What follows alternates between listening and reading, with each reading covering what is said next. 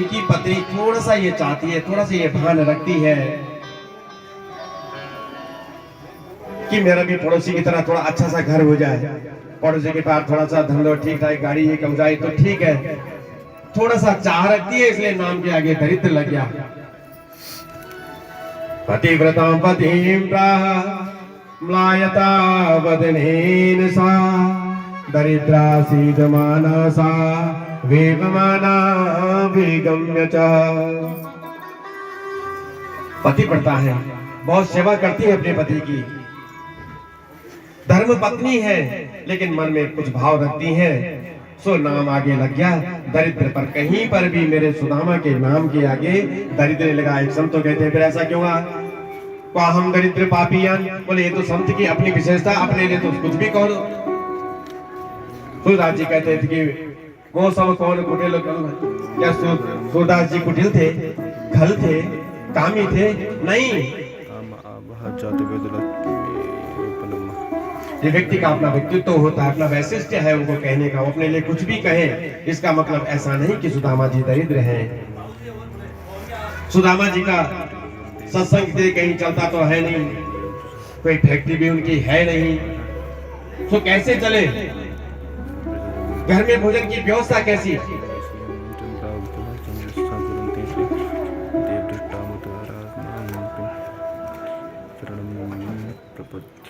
व्यक्ति जब कोई असंतोषी रहता है ना, तो दरिद्र उसका नाम पड़ जाता है, कुछ चाहिए ही नहीं। आज 5-6-7 दिन हो गए, घर में चूल्हा नहीं जला, कोई परवाह नहीं, भगवान की तपस्या में लगे हैं, भगवान का अर्चन करने में लगे हैं। जब 5-6-7 दिन हो गए, अब सुदामा जी की पत्नी से रहा नहीं गया, बच्चे भूतों से मरने वाले हैं। सुदामा जी के पास जाके जो देखा तो सुदामा जी तो बैठे हैं तपस्या में, फिर वापस मुड़ के आई, पर करे तो करे क्या, आपके तो नहीं रुकी। बोले स्वामी, बोले क्या बात है देवी? बोले एक बात कहें आपसे, आपको याद है कुछ जो सुधर्मिणी होती है ना, उनकी विशेषता देखो, उनको कुछ कहने का तरीका देखो, क्या भूमिका बनाई है। ननु ब्रह्मण भगवता सखा साक्षात् श्रियपते ब्रह्मण्यस्य शरण्यस्य भगवान सात्वतर सब।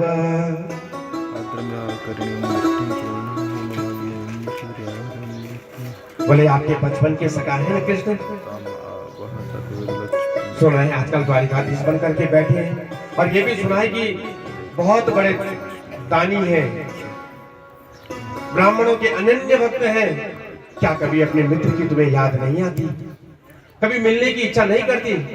बोले देवी, तुम मिलने की बात करती हो, क्या मिलना, कैसा मिलना? नेत्र बंद करता हूँ, कृष्ण मेरे हृदय में होते हैं। मिलना तो तब हो यदि बिछड़ जाए।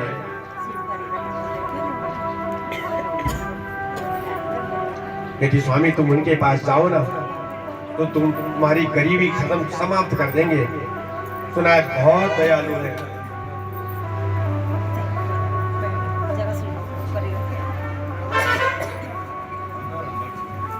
बोले देवी, कुछ मांगने के लिए यदि मुझे भेजोगी ना, तो जीवन भर नहीं जाऊंगा। हाँ, यदि मिलने के लिए कहती हो, अयम ही परमो लाभ उत्तम श्लोक दर्शन। उनको तो दर्शन करने मात्र से, उनका तो नाम ही उत्तम श्लोक है। दर्शन करने मात्र से व्यक्ति के पाप ताप और संताप एक क्षण में समाप्त हो जाया करते हैं। जाने की तो मेरी भी इच्छा होती है, पर सोचता हूँ वहां जाऊंगा तो ले जाऊंगा क्या? हमारे घर में तो देने के लिए एक अन्न का दाना नहीं है। बोले उसकी चिंता आप मत करो स्वामी, वो व्यवस्था मैं करती हूँ। क्यों?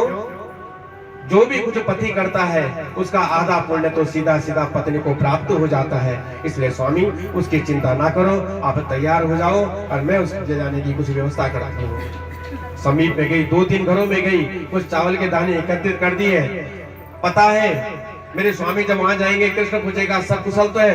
तो एक ही बात कहेंगे, इस संसार में मुझसे ज्यादा कुशल कोई व्यक्ति है ही नहीं। इसलिए एक घर से नहीं लाई, कई घर से चावल लेके आई है। चावलों को देखते ही मेरा कन्हैया, मेरा कृष्ण, मेरा द्वारिकाधीश समझ जाएगा इनके गरीब घर में बहुत गरीबी आन पड़ी है। ये कथा है, भगवान तो अंतर्यामी है, कौन किस स्थिति में भला भगवान से कोई बात छुप सकती है क्या? पर एक कथा का माध्यम सो कहते हैं। पोटली ली हाथ में, काक में दवाई और चलते बहुत प्रसन्न चित है। आज अपने मित्र से मिलने जा रहे हैं। मित्र कैसा लगोटिया यार है, बचपन का सखा है। जैसे आगे बढ़े, एक नदी पड़ी, नाविक को जैसे देखा, बोले भैया मुझे नदी पार करा दोगे? बोले हाँ बाबा बैठो। बोले कुछ टका है तुम्हारे पास? बोले पैसा रुपया तो कुछ मेरे पास है नहीं। मुड़ने लगे, बोले बाबा रुको मैं तुम्हें छोड़ देता हूँ। नाव पे बैठाया, नाव में बैठ के फिर पूछने लगे, बोले बाबा आपको जाना कहाँ है? बोले मुझे द्वारकाधीश को मिलने जाना है। अच्छा? बोले हाँ, पता है मेरा बचपन का मित्र है। बोले तुम्हारा बचपन का मित्र? बोले हाँ। बोले मुझे देख के तू तो हंसता है ना, पर मेरे भाई मेरा द्वारिकाधीश, मेरा कृष्ण जब मुझे देखेगा, मेरा शरीर नहीं, मेरे वस्त्र नहीं, केवल और केवल मेरा हृदय देखेगा। वो तो प्रेम का भूखा है। हंसते हंसते सुदामा जी को तो छोड़ दिया। बोले मित्र बता सकते हो कि यहाँ से द्वारका कितनी दूर है? बोले तुम्हारे श्री विग्रह को देख करके तो लगता है कि 1 महीना तो लग ही जाएगा। जैसे 1 महीने का नाम लिया, अब तो सुदामा कांपने लगे। बहुत दिनों से वैसे ही मैं भूखा हूँ, 1 महीने यदि चलता रहा तो पहुंच नहीं पाऊंगा। और नदी के किनारे ही बैठ गए। कहने लगे कृष्ण मैं तुझसे कुछ मांगने तो आ नहीं रहा, तेरे दर्शन करने आ रहा हूँ। यदि अपने दर्शन देना चाहता है ना तो कुछ कृपा कर। भूख लगी है, अब सहा नहीं जाता कृष्ण। भूख लगती है तो प्यास लगती है, जिंदगी अब उदास लगती है। कैसे आऊं मैं द्वारका तेरी, आस भी अब उदास लगती है, आस भी अब उदास लगती है। अब तो लगता है तेरे यहाँ पहुंच भी पाऊंगा कि नहीं, तेरे दर्शन होंगे भी नहीं। अब तो आज से भी मैं निराश हो चुका हूँ कि सब मुझे अपने पास बुला ले। विनती पूर्वक कह करके और नदी के किनारे ही हाथ का तकिया लिया और लेट गए।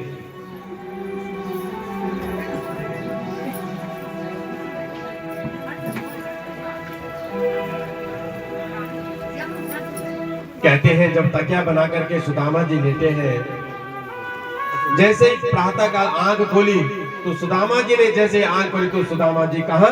द्वारका में थे। भगवान ने गरुड़ को आदेश दिया, मेरा भक्त मेरे लिए तड़पता है, जा और मेरे भक्त को मेरे पास लेके आ। प्रातः काल हुई, जो देखा सुदामा ने, मैं कहीं सपना तो नहीं देखता हूँ। एक से पूछा, बोले भैया यही द्वारका? बोले हाँ यही द्वारका है। बोले मेरे द्वारकाधीश का महल कितनी दूर होगा यहाँ से?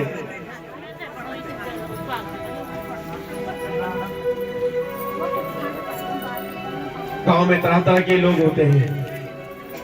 हंसने लगे सुदामा जी की वस्त्राभूषण को देख करके, कैसे वस्त्र पहने, क्या इनकी दशा हो रही है। हंसने लगे। कुछ आगे बढ़े, एक भैया से पूछा, बोले भैया यहाँ से द्वारकाधीश का महल कितनी दूर है?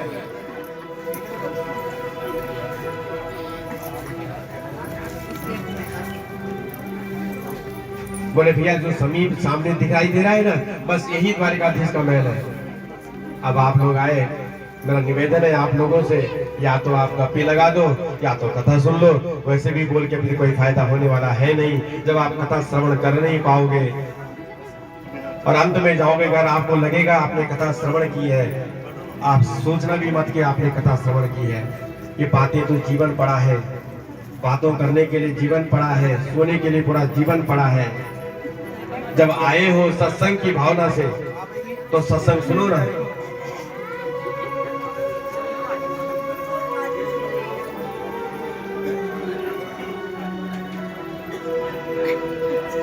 जैसे द्वारकाधीश के महल के सामने पहुंचे द्वारपाल पे, बड़े सुंदर मुखाकृति, बड़ा शांत उनका स्वभाव।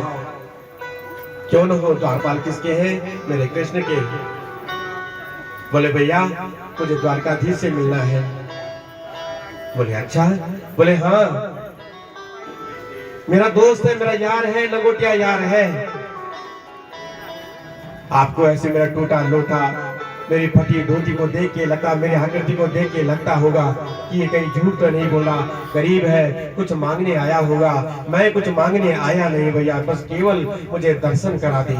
ये मिलना नहीं चाहता, कोई बात नहीं, बस दूर से मेरे दर्शन करवा दे,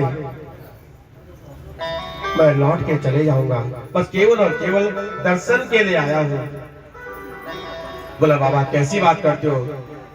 मेरे भगवान के दरबार में संतों के लिए, ब्राह्मणों के लिए कोई समय नियुक्त नहीं है, जब चाहे तब दर्शन करके जा सकते हैं। द्वारपाल आगे बढ़े, जैसे द्वारकाधीश ने बोला कैसे आना हुआ? अब द्वारपाल ने बोले द्वार पर एक ब्राह्मण आया है, लगता तो ब्राह्मण ही है, मुख में उसका ललाट को देखकर लगता है कोई तेजस्वी और ओजस्वी ब्राह्मण है। पर यदि मैं प्रभु उनकी स्थिति बताऊं तो हृदय तो कुछ मेरा भी विगलित हो रहा है। बोले कैसी स्थिति, क्या है स्थिति? शीश पगान जगा तन में प्रभु, जाने को आने बसे के गामा, जाने को आने बसे के ग्रामा। धोती फटी सिलटी दुपटी और पाए उपाना को नहीं सामा, पाए उपाना की नहीं सामा। सर पर पगड़ी कुछ नहीं है, शरीर पे कोई वस्त्र नहीं है, धोती पहनी तो है, बस केवल पहनने के लिए पहनी है। इतने छिद्र धोती में है कि पहनना न पहनना बराबर है प्रभु। पांव में किसी प्रकार की कोई पादुका नहीं है। एक गरीब ब्राह्मण लगता है प्रभु। द्वार खड़ो द्विज दुर्बल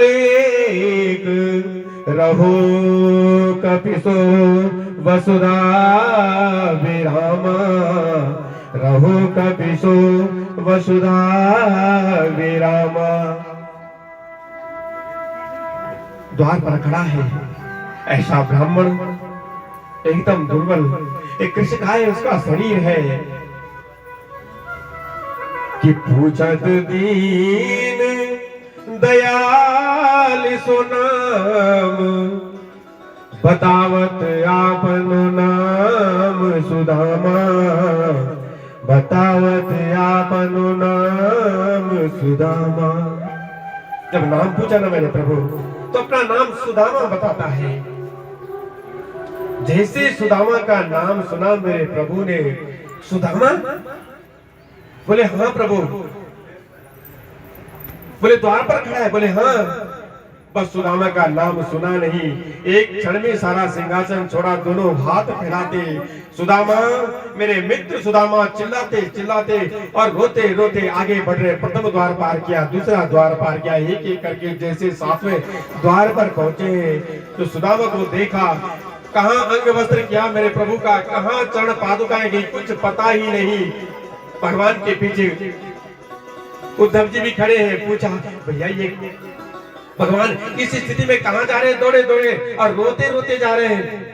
बोले द्वार पर कोई ब्राह्मण आया है, उसके विषय में जैसे ही मेरे प्रभु ने सुना, वो तो मेरा मित्र है ऐसा मुख से कहते थे, बस उसी की देखने की लालसा से दौड़े दौड़े चले जा रहे हैं। उद्धव पीछे खड़े हैं, कहने लगे अरे भाग्यशाली उद्धव, तेरे जन्म जन्मों के पुण्यों का आज तुझे फल मिला है, जो तो ऐसे राजा का महामंत्री है। दौड़े दौड़े आगे बढ़े, जो सुदामा की स्थिति देखी, सुदामा को देखा, मैं द्वारकाधीश हूं, कोई प्रवाह नहीं। जो सुदामा को अपने अंक में भरा है, कभी अंक में भरते हैं, फिर सुदामा की मुखाकृति देखते हैं, फिर खूब रोते हैं। सुखदेव बाबा कहते हैं, परीक्षित इतना रोए हैं भगवान कि जैसे माने अपने अस्त्रों से सारा नमकीन कर दिए हो। रोते रोते सुदामा जी को पकड़ा, तो कहां था सुदामा? हाथ पकड़ के और लेके आगे अपने सिंहासन में स्वर्ण जटित, रक्त जटित और अपने सिंहासन में सुदामा जी को बैठाया है और स्वयं चरणों में बैठ गए। रुक्मिणी जी आ गई, इशारा क्या रुक्मिणी जी को?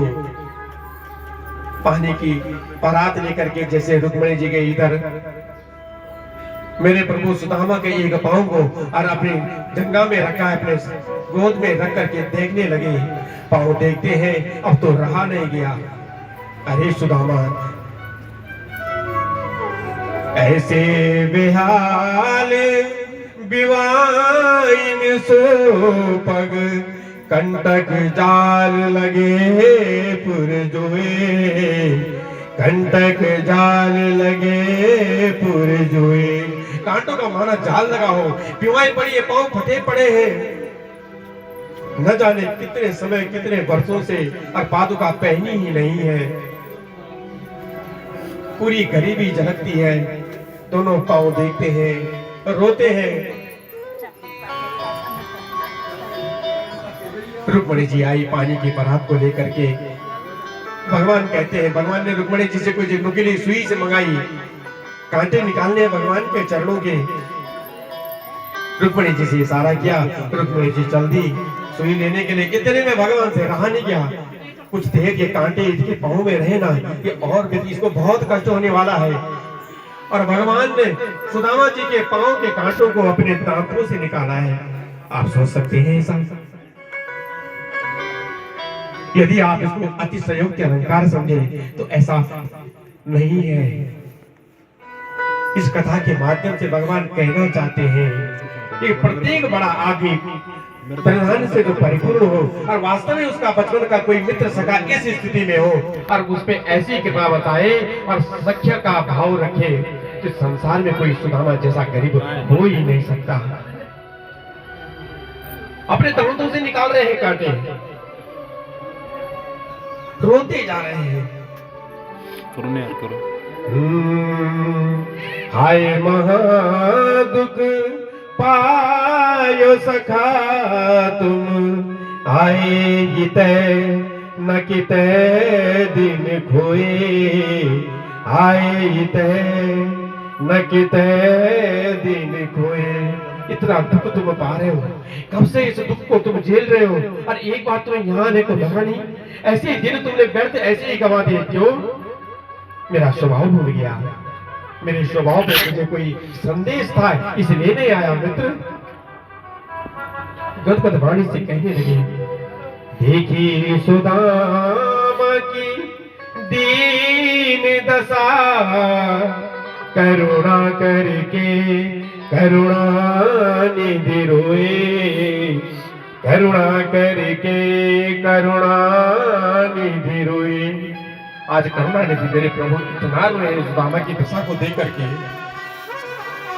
कोई व्यक्ति इतने संकट में हो और संतोषी हो, संतोष हो, त्यागी हो, तपस्वी हो, दिन रात केवल और केवल भगवान का नाम जपता हो, गदगद होकर के कहने लगे, पानी परात की हाथ छुयो नहीं, नैनन से जल सो पग धोए, नैनन के जल सो पग धोए। मानो पानी की परात को तो अभी छुआ भी नहीं है और अपने आंसुओं से सुदामा के चरण को धो डाले हो। मित्र अगर भाव रखे तो ये भाव रखे, रुक्मणी जी का लाया हुआ पानी के परात को पांव के नीचे रखा, दोनों पांव उसमें रखे, सुदामा जी के पांव धुलते हैं।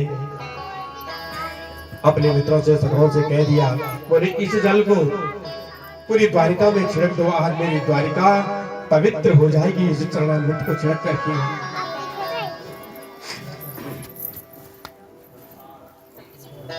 अपने कक्ष में ले गए। बड़ी सुंदर सुदामा जी की, सुदामा जी कह रहे, अरे मित्र तू ये सब क्या करता है? मुझे पता है तेरा स्वभाव कैसा है, लेकिन तेरी जो ये पत्नियां है ना, ये सब बड़े बड़े घरों की हैं, तुझे बाद में कोसेंगी, सोचती होगी इस गरीब के लिए, इस गरीब ब्राह्मण के लिए क्यों इतना रोता है? अपने मुख से अपने दांतों से मेरा पांव के कांटे निकालता है, ऐसा मत कर। भगवान कहते हैं, सुदामा आज तूने बहुत बोल दिया, अब तू कुछ नहीं बोलेगा। तू बार बार राजा राजा द्वारिकाधीश करके भी बोलता है। अरे कौन द्वारिकाधीश, कैसा द्वारिकाधीश? आज मैं इस द्वारिकाधीश की जो गद्दी पर बैठा हूं, विप्र प्रसादा धरणी धरोहम, विप्र प्रसादा कमलावरोहम, विप्र प्रसादा अजिता जितोहम, विप्र प्रसादा मम राम नामम। ये सब ब्राह्मणों का प्रसाद है। भगवान राम परशुराम जी से कह रहे हैं, आज मैं जो भी कुछ हूं परशुराम, वो केवल और केवल ब्राह्मणों के कारण हूं। बड़ी सी बड़ी लड़ाई, जो लड़ाई जीती न जा सके, उस लड़ाई को भी मैंने जीता केवल और केवल ब्राह्मणों के आशीर्वाद के कारण।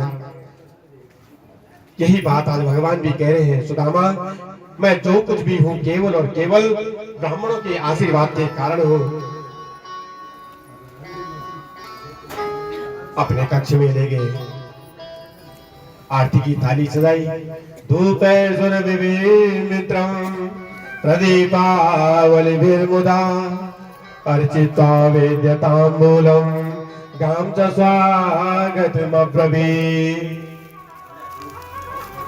सुदामा जी की आरती उतारे, धूप आदि से सुदामा जी का पूजन किया है। जैसे आज सुदामा जी के माथे पर भगवान टीका करने जा रहे हैं, जो सुदामा का माथा देगा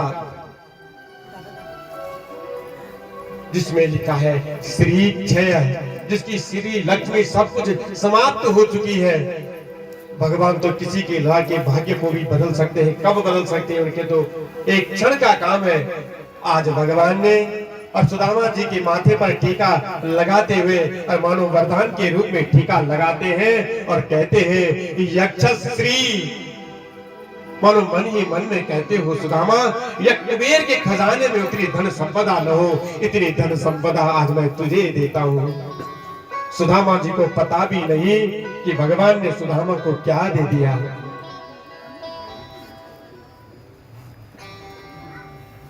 सुदामा को भोजन करने के लिए कहा, बोले मित्र मैं ज्यादा भोजन नहीं करता, ज्यादा भोजन करूंगा ना तामसी प्रवृत्ति का हो जाऊंगा, तो तेरा गुणानुवाद नहीं कर पाऊंगा, इसलिए अभी भोजन करके ही तो मैं आया था।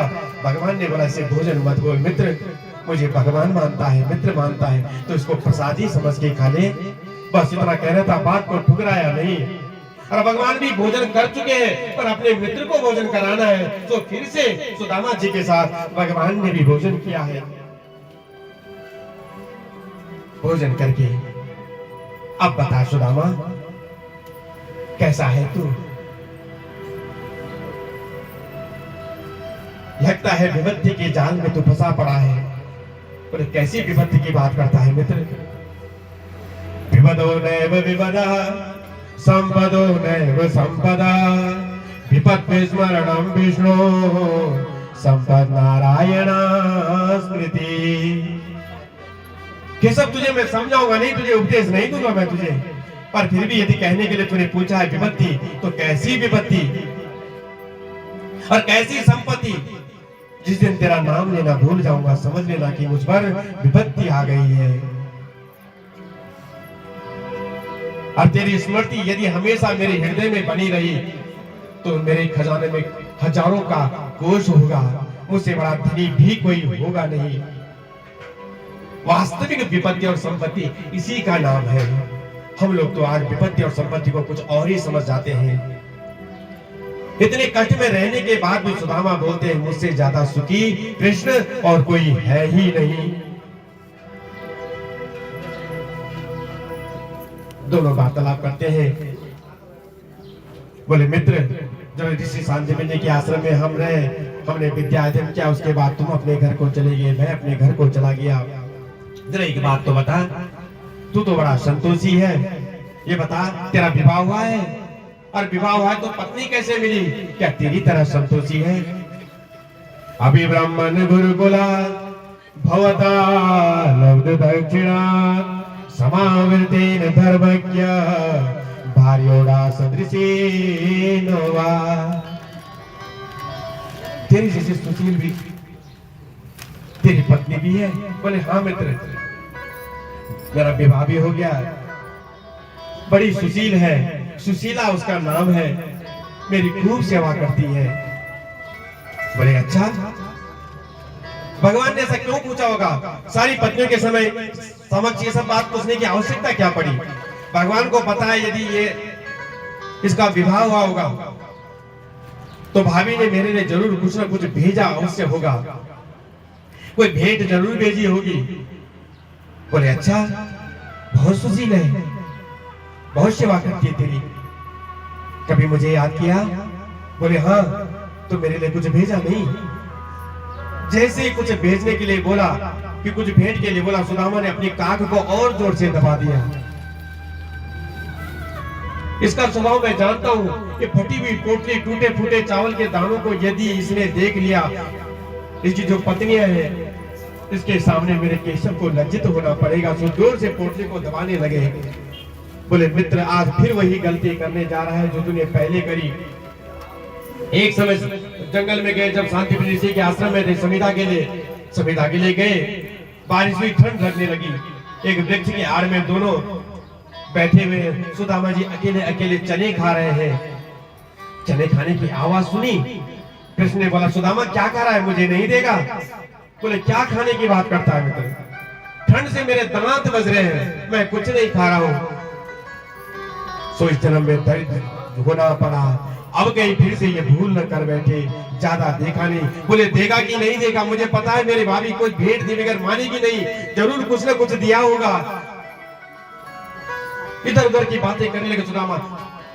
अरे केशव, कुछ और बातें करना, देखो आश्रम में गुरुजी कहते थे ना कि तुझसे जल्दी मुझे पाठ याद होते हैं, मेरे शास्त्रों में अच्छी पैठ है, मैंने सब कुछ जान लिया, तू पढ़ने में बहुत तेज था, बड़ा संतोषी था, बड़ा त्यागी था। ये तो बता मेरी भाभी ने क्या दिया? ये मानने वाला नहीं है, पर मैं भी दूंगा नहीं। भगवान सोच रहे हैं, अरे यदि तू मुझे अपना भक्त समझता है, पत्रम पुष्पम फलम तोयम यो मे भक्त्या प्रयच्छति। अरे मेरा तो स्वभाव संसार जानता है, मुझे पत्र पुष्प फल किसी कोई भी फल मिल जाए, कोई भी जल मिल जाए, और सहृदय प्रेम से यदि कोई मुझे भेंट कर दे, मैं अपना सर्वस्व दे देता हूँ। फिर ये मुझे आज इन तंडुलों को देने में क्यों झिझकता है? एकाएक भगवान ने और वो सारे चावल पोटली छीनी और अपने हाथ में ली। जैसे पोटली की दशा देखी, गदगद हो गए मेरे प्रभु, फिर से रोने लगे। हाय सुदामा, अपनी गरीबी अपने मित्र से छुपाता है। चावल की पोटली आज भगवान कृष्ण के हाथ में कई जगह से सिली हुई है। चावल की पोटली खोली, तरह तरह के चावल, कोई टूटे कोई फूटे, कोई साबुत कोई मोटे कोई काले। समझ गए सुदामा की घर की पूरी दशा समझ गए। गदगद होते कहते हैं सुदामा, तुझसे बड़ा त्यागी मैंने अपने जीवन में कोई देखा नहीं।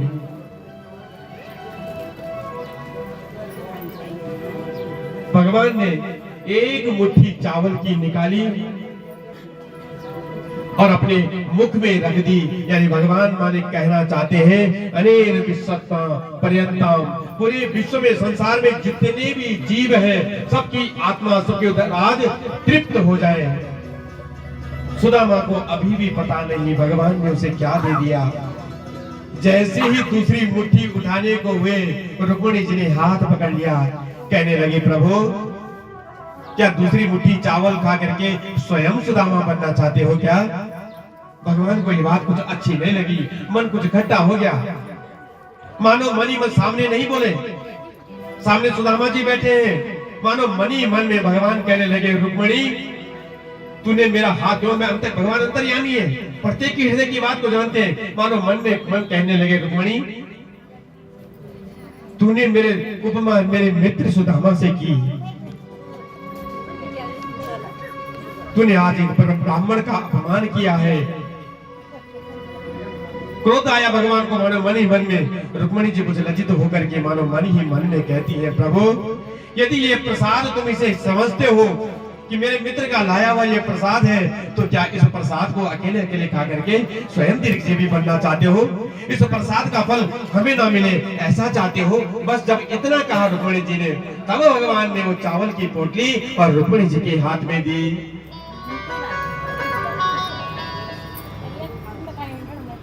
अपने सारी पत्नियों को इशारा किया भगवान ने, एक एक करके प्रणाम करने के लिए हो जा, एक को प्रणाम किया, दूसरे को प्रणाम किया, किसी जब 400-500 हो गए सुदामा ने हाथ पकड़ दिया, बोले केशव ऐसा कर इस सबके बदले का प्रणाम तू मुझे कर दे और इन सब सबके बदले में एक सारा आशीर्वाद तुझे दे देता हूँ।